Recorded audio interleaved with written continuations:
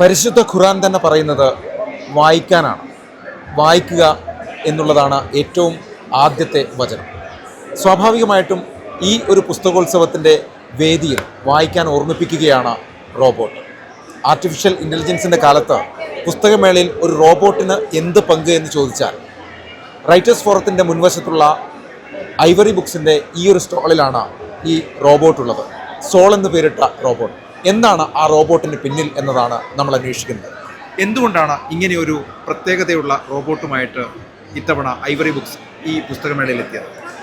ഒരു പുസ്തകത്തിൻ്റെ പ്രൊമോഷനായിട്ടായിരുന്നു പക്ഷേ SIBF ആദ്യമായിട്ടൊരു റോബോട്ട് കടന്നു വരുന്നത്. റോബോട്ട് ഇവിടെ പക്ഷേ നേരത്തെ വന്നിട്ടുണ്ടായിരിക്കാം, പക്ഷേ ഒരു പുസ്തകത്തിൻ്റെ പ്രൊമോഷനുമായി ബന്ധപ്പെട്ടാണ് റോബോട്ട് കഴിഞ്ഞ 6 ദിവസങ്ങളിലായി ഈ സ്റ്റാളിൽ ഉണ്ടായിരുന്നത്. അത് ഒരുപാട് കുട്ടികളെയും അതുപോലെ തന്നെ മറ്റ് ആളുകളെയൊക്കെ ആകർഷിച്ചിരുന്നു. പ്രത്യേകിച്ച് പുസ്തകപ്രേമികളായ ആളുകൾക്ക് റോബോട്ട് എന്തുകൊണ്ട് പുസ്തകശാലയിൽ എന്നുള്ളൊരു ആലോചനയും ചിന്തയൊക്കെ ഉണ്ടാവുകയും റോബോട്ടിനോട് സംസാരിക്കാൻ റോബോട്ട് മലയാളത്തിലും ഇംഗ്ലീഷിലുമൊക്കെ സംസാരിച്ചിരുന്നു, ആളുകളുമായിട്ട് സംവദിച്ചിരുന്നു. റോബോട്ട് കൂടുതലും ഈ പുസ്തകത്തിൻ്റെ പ്രൊമോഷൻ സീറോ ടു സക്സസ് എന്ന് പറയുന്ന ഈ പുസ്തകത്തിൻ്റെ പ്രൊമോഷനുമായിട്ടാണ് വന്നത്. ഈ പുസ്തകത്തെക്കുറിച്ച് എല്ലാ കാര്യങ്ങളും റോബോട്ടിന് അറിയാമായിരുന്നു. അപ്പോൾ റോബോട്ട് അതുമായിട്ട് ബന്ധപ്പെട്ട കാര്യങ്ങളായിരുന്നു കൂടുതൽ സംസാരിച്ചിരുന്നത്. ജനറലായിട്ട് ആളുകളോട് വായിക്കുക എന്നുള്ളതല്ല ആയിരുന്നല്ലോ പറഞ്ഞുകൊണ്ടേയിരിക്കുന്നത്. ഇവിടെ എത്തുന്ന ഓരോരുത്തരോടും വായിക്കുക എന്നുള്ളതാണ് ഓർമ്മിപ്പിച്ചുകൊണ്ടേയിരുന്നത്.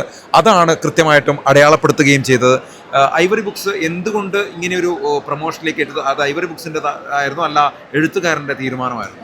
ഐവറി ബുക്സിൻ്റെ കൂടെയുള്ള ഒരു എഴുത്തുകാരൻ കൂടിയായിരുന്നു ഇതിൻ്റെ പിന്നെയുള്ള ശ്രീ അജയ്കുമാർ സാറ്.